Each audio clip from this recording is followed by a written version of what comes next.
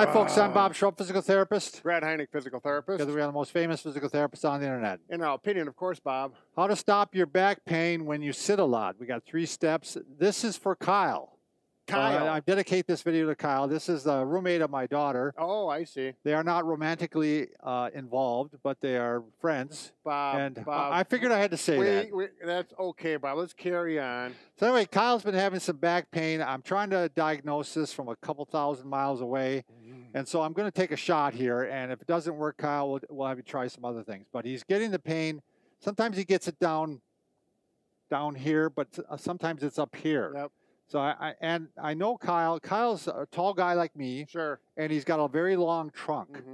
And I think, and he works at a desk job quite often. Okay. And I think even when he's standing, he's got a little bit of a, sorry, Kyle, but I think you got a little bit of a slouch or a hump there. Yeah, they'll sway forward. Yeah. Sway, yeah. And if you got a hump right here or a problem right here, it'll send pain down into your low back. Sure. Referral pain. Yeah, we call referral. that. Yeah. So we're going to show you a couple things to try. One thing, even when you're using your standing desk, you got to make sure that you're not hunched over at the standing desk. Right. So this is actually a standing desk. Now for me, I would have to, are you plugged in here? Oh, yeah, we're hot, Bob. We're ready to rock this thing. So, you know, for me, I would have to have it almost this high for my hands alone. Sure. Because you want the arms at like a right angle, the elbow. Yep. So if I was using this keyboard. He's 6.5 foot tall, is he? I bet you Kyle's 6'5", 6'4". Wow. I bet you 6'4". Okay. So here, this is getting pretty close now because I have the right angle at the elbow. Right? Am I pretty close? Yeah, it's a little low, but I mean, it's in the a little low is fine, actually. Sure. Yeah, a little lower. So then, in addition to that, you're going to have the screen has to be actually up to the point where my eyes hit about the middle of it. So this a lot of times too low. This is too low for me. So like this one's probably getting a little bit closer. You want to trade? Sure, I'll trade. This one's getting a little bit closer, but if it's down like this, you're going to go like this and you're going to be rounded out. So you got to get the screen way up. Yeah, actually, here we can put this under there. You know, you just grab anything you have laying around the house. But that's still a little low. Yeah, still a little low. Yeah. And this is what I deal with at home. I have books raising this thing up. I'm going to mention this, by the way. This was sent to us. It's like a laptop desk that you put on top of your desk, right? Right, a little razor. Is that what you'd call it, Liz? And it's called the ORAF Portable Adjustable Aluminum Laptop Stand Desk. We'll have a link down below if you want, but it's got multiple adjustments. Right. And I think that's about as high as it'll go, right? But it'll also lean this way, and it's also got a little fan on it. Yeah, to cool the computer. I'll have to get Kyle one, too. So, but anyway, so we got to get this way up so you're not slouching like this. And the same thing is when you're sitting, or let's talk about the laptop. If we put the laptop back up there, Brad. I want to show you, you know, the laptop. This is why you have to have a separate keyboard for your laptop. You're going to have to get a wireless, because if you are up like this, your arms are going to get sore and fatigued and shoulder problems. Right. But yet this has to be way up. Yep. So it fits your eyesight. You definitely need a wireless keyboard on a laptop if you're going to use it for any length of time. So why don't you start bringing the desk down now, Brad? This is one of my favorite things to do. This thing is really working. This is really nice. Yeah, this is a nice one. Tell me when to stop, Bob. I would say right about there. Oop, had a little. That's cool. That's fine. Okay.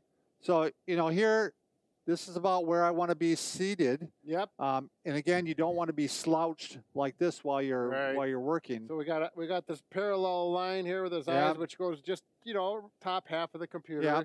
And my keyboard would actually be down here. Right. I mean, sometimes people even take their keyboard and put it on their lap. Yeah, and there's nothing wrong with it. It's actually a good idea. The key thing I want to show you here, Kyle, that I want you to try, I want to have you get just a little rubber ball like this that you can get from Walmart or some of the big box stores. And what you're going to do, you're going to go ahead and put this behind your back, and every hour or so, I want you to go ahead and do some hallelujah stretches there. My back just cracked. There you go. So, yeah, extend that back. Take a deep breath in, relax. Get the shoulders to come back as well. What's nice about this is it only takes a few seconds, and you can do it every hour. I know, like, I was going to have you probably try some press-ups too, but this is easy to do at work. Right. You can even put your hands right here so you don't draw attention to yourself, and just do a couple stretches.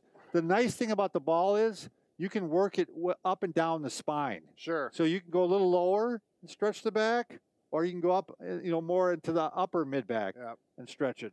This is one of those maintenance things too, Kyle, and for everyone else. You want posture to have good posture throughout your life, and so this is nice maintenance, particularly if you're working at a computer all day. It's actually not the worst thing that you leave it in there, Brad, for a little while, because look at the good posture I have. Yeah, it gives you that reminder. Yeah, it gives you a reminder where you should be. I really do believe, Kyle, that this is playing a role in what you're seeing here. So, sure. What else was I going to mention? Oh, the other thing is you need to make your adjustments at home too. If you're sitting in a recliner and you don't have, I would take like a throw pillow and put it behind you. Yep. Because you don't want to slouch in that recliner either at home. Same with your car. When you're in your car, you're going to want to have some type of back support. There's one right behind you, Bob. We keep our lumbar supports handy. We've got them strung out all over the clinic.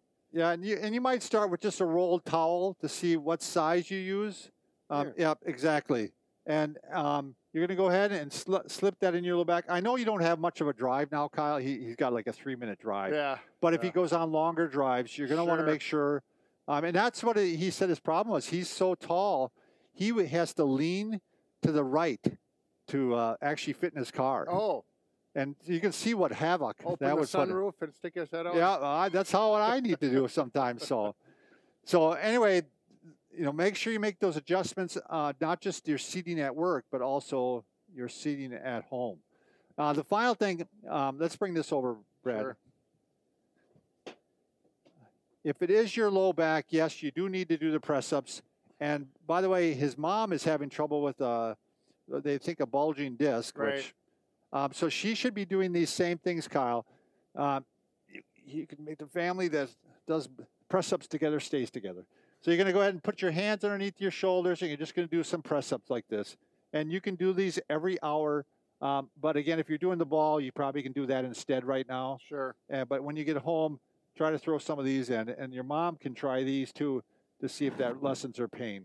You may not be able to go near this high to start with. It may be mini press-ups. Yeah, you don't want to make sure the pelvis isn't coming up like this. You want to make sure that you're keeping the pelvis down and that you're loosening things up here. So, well, we did that in 7 minutes and 45 seconds, Brad. Wow. We're getting better, aren't we? Yeah, it takes time. 7 years is, 7's that magic number. Yep. All right, Kyle. Well, we'll talk. We'll find out if any of this helps, or maybe you'll find out I'm just full of hooey. But give it a shot, and we'll see if we can get you some relief. Now he's also world famous now. That's right. Good luck, Kyle. Thanks for watching.